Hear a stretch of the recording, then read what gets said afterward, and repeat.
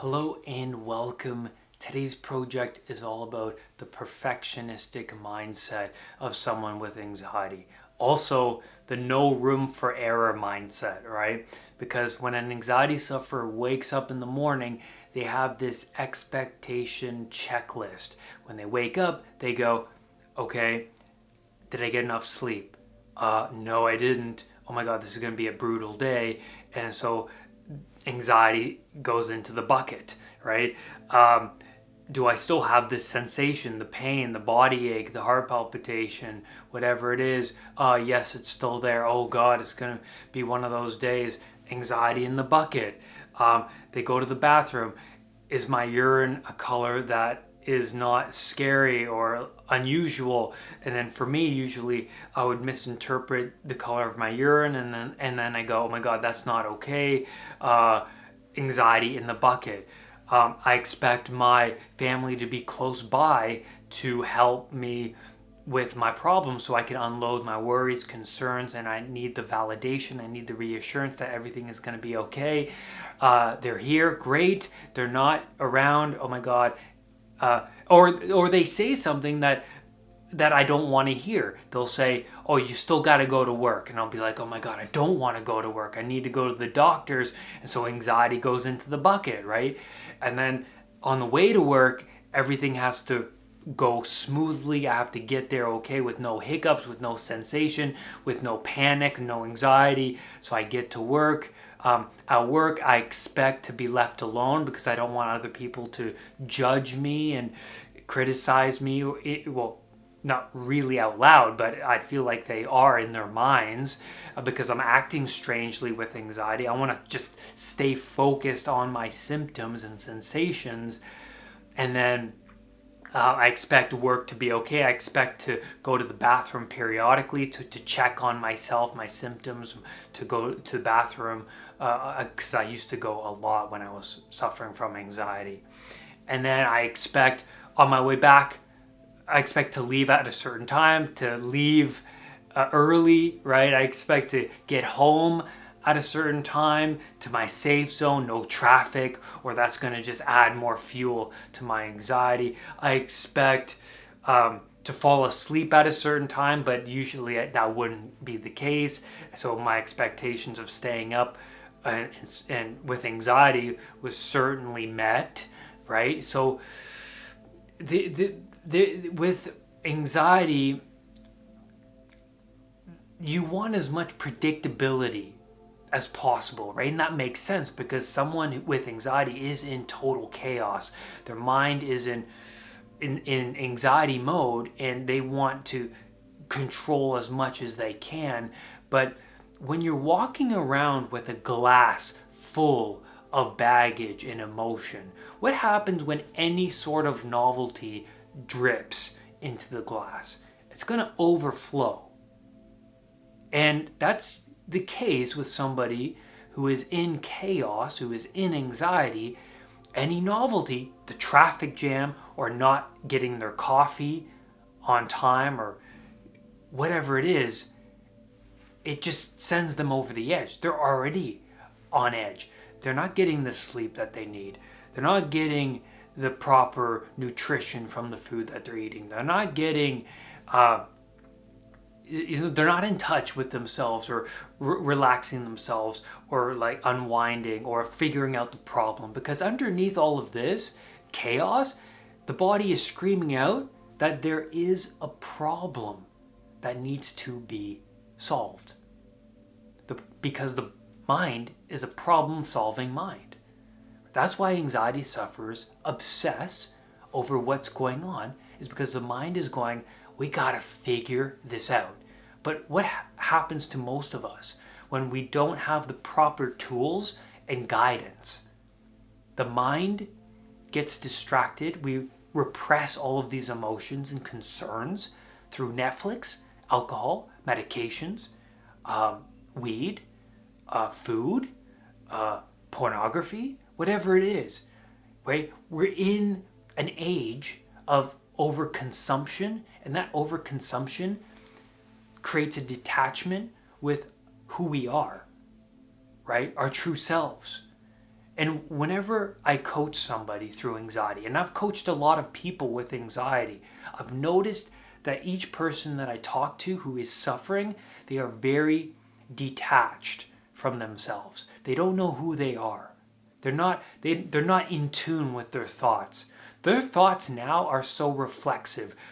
Just one painful thought after another, after another. And they view themselves as unhealthy, as going crazy, as this and that. Their identity is built on sand. It's unstable. The anxiety sufferer is filtering the world through a problem. And they're only going to get the problem. They're only going to get the suffering because they're only viewing the world through the eyes of a concern, an issue that has not been examined and explored and released. There is an infinite amount of information here in this room that I can pay attention to. There is an infinite amount of thoughts that I can conjure up and play out in my mind. There is an infinite amount of utterances I can spout towards you. And there's an infinite number of behaviors I can engage in. You understand this. There's an infinite amount of things in this world to pay attention to. So why are you paying attention to the negative thoughts, the symptoms, the worries, the concerns? That's a really interesting question, right? Because there are happy thoughts, right? There are empowering thoughts, right? But think of my old self. When I used to suffer, I was practicing the negative thoughts day in and day out. All day, negative thoughts. All day, negative emotion. It was well practiced. And when I was going through recovery, I noticed that there is another way of being and perceiving the world. Because when I was going through recovery and I adopted a mentor, the mentor goes like this. Well, I suffered the same thing you're suffering and I overcame it. And then I went, how did you do that? And then the person goes, well, this is how I did it. This is what anxiety is. This is what my mindset was. This is what my routine was. And then I started to switch my thoughts to this. Then I started to engage in new routines. I started to sacrifice things I knew to build on my unhealthy identity. And that adds to my healthy, strong, empowering identity. And then I went, okay, well, I got a lot to do. I got a lot to learn. This is my path forward. I need to work on myself. I need to work on myself.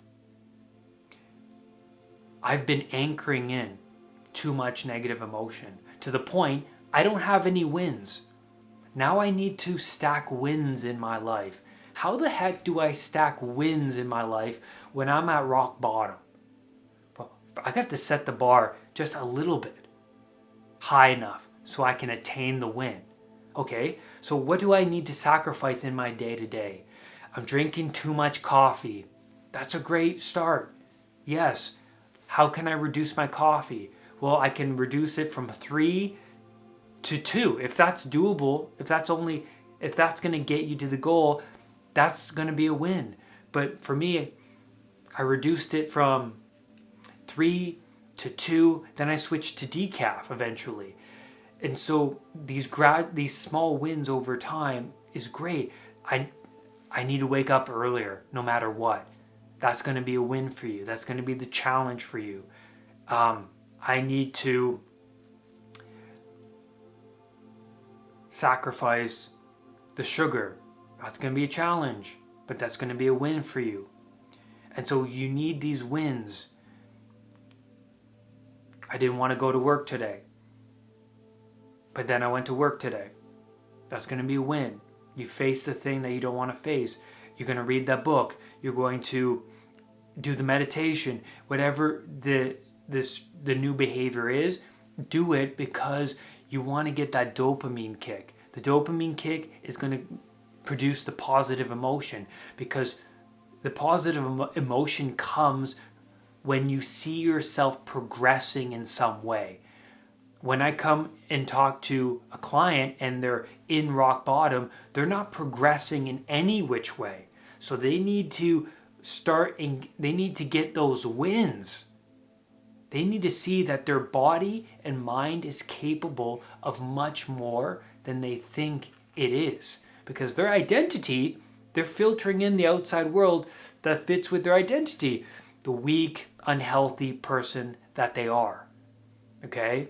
So you need to shift your behaviors and sacrifice the things in your day that you know is contributing more to your anxiety and your suffering, and replace them with things that you know to be empowering. Because I remember going through my anxiety recovery, I stumbled upon Wim Hof, and then I went, oh my God, Wim Hof, he looks so healthy. His spirit is so lively. He's talking about doing this breathing exercises and taking cold showers and the benefits of all this. And my spirit lit up. I remember just being like, I love this person because this is the person I need to surround myself with. They went through suffering and overcame suffering. He overcame suffering through the cold, through the breathing. And so I adopted his way of being. And then once you open the door to change and you step outside of what's familiar in your perfectionistic ways, you step outside and you go, hey, you know what? I have a lot to learn and I have to stumble forward. And once you accept that, you take on the cross of your suffering, you bear your cross, these doors open up. Because you start to search on YouTube, you start to search podcasts, and then you come across these great people that you go, oh my God, this person's inspiring. They bring out the best in you. We get 70,000 thoughts a day. Why are you focusing on the negatives?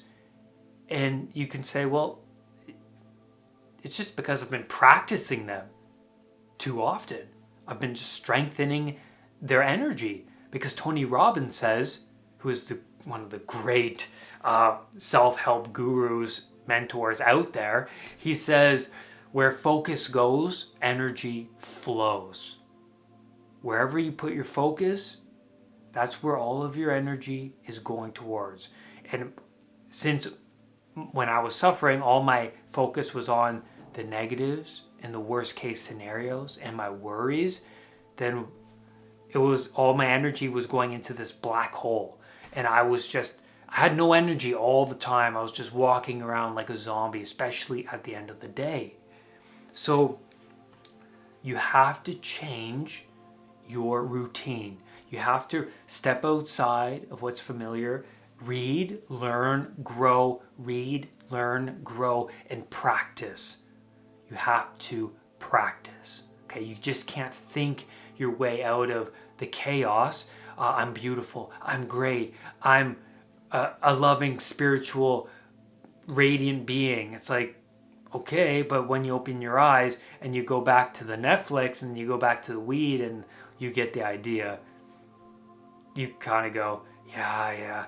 You kind of beat yourself up again and you say, well, it's not working. Well, of course it's not working. You just can't think your way out of it. You have to start doing and being in a different way. And so I know I've spewed a lot over to you guys in this video, but replay it, write this stuff down, and ingrain this, because this is going to help you overcome that chaos. I promise you, follow the channel, follow the podcast, because I literally give you all the information that you need to embody and absorb to get out of this chaos. And lastly, I do want to touch upon, this is really important before you go, know that when somebody suffering from panic is going through panic, what happens is they try and gain control over their body because they feel out of control. The amygdala takes over. And so they're trying to get a grip over themselves. I got to get control. I got to feel a certain way. And then the more you try and control it, the more fuel you add to your anxiety. But the way to release that anxiety and lessen the anxiety is to let go of your grip over it, and to know that this anxiety is more ancient and has more control over me than I have over it, right? So I got to let go. And the way you get control over your anxiety is to let go. That is your tool, okay? That is your tool to let go, to not soothe and distract and numb, but to feel it, live through the emotion, and to let it go without distracting yourself. Let it come up, let it go. The way through the fire is through the fire. And that's where I'm going to leave you today, guys. Thank you so much for being here. Rise above anxiety. I will see you next time. Make sure you hit that subscribe button and that bell so that whenever a new video of mine appears, you will be one of the first to know. Namaste.